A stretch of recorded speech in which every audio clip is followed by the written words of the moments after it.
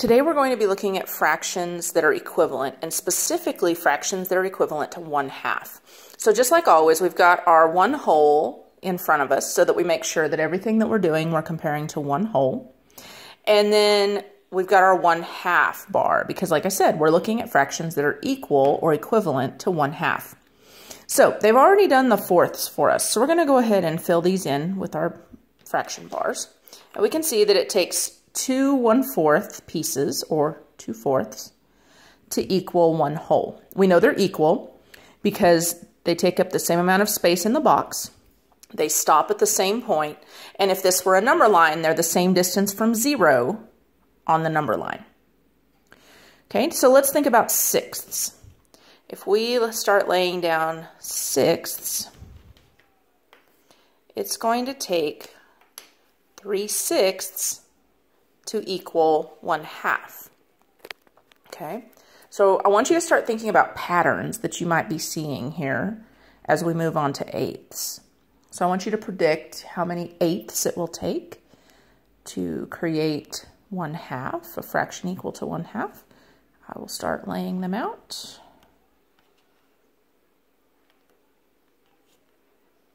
And if you said 4/8, you would be right. So it takes 4/8 to be equivalent to 1/2. Now, every one of these fractions is equivalent to each other, right? Because they're all equal to 1/2, so that means they're all also equal to each other. And again, we know they're equal to 1/2 because they take up the same amount of space, the same distance from 0 on the number line. They end at the same point. Okay, so let's move on to tenths. I want you to predict how many tenths it will take. I'm going to start laying them out.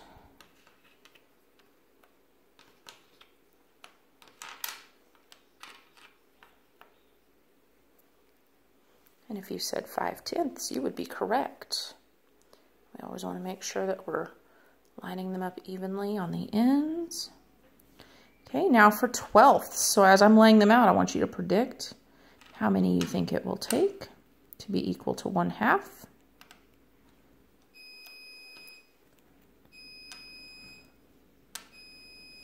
My banana bread is going off.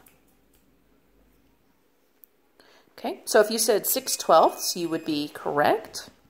It took 6 1/12 pieces to equal 1/2. So let's look over here at the actual fractions. So we had 1/2, 2/4, 3/6, 4/8, 5/10, and 6/12. So I want you to take just a second and see if you can find any relationships between the numerator and the denominator in each fraction.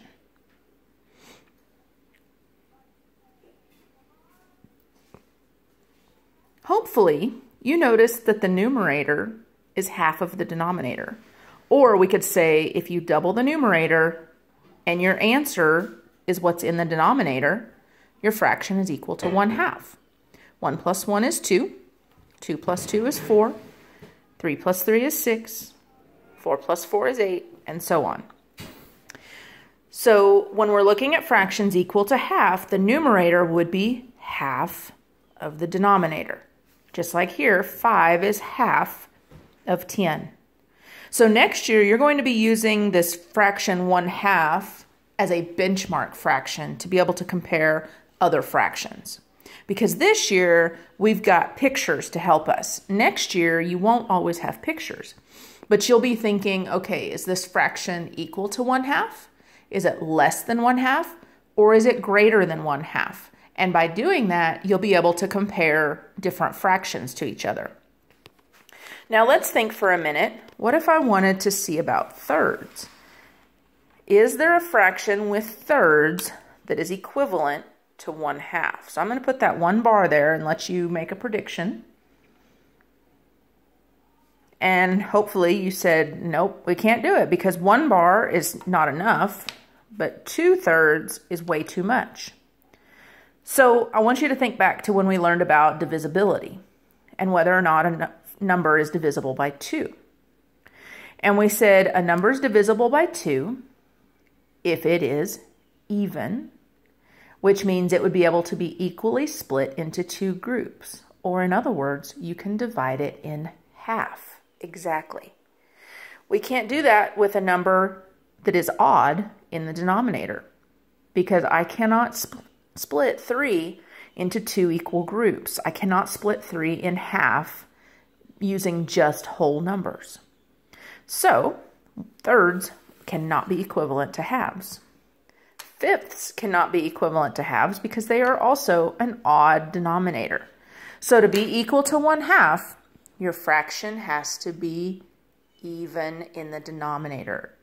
Your denominator has to be an even number, and then your numerator has to be half of the denominator.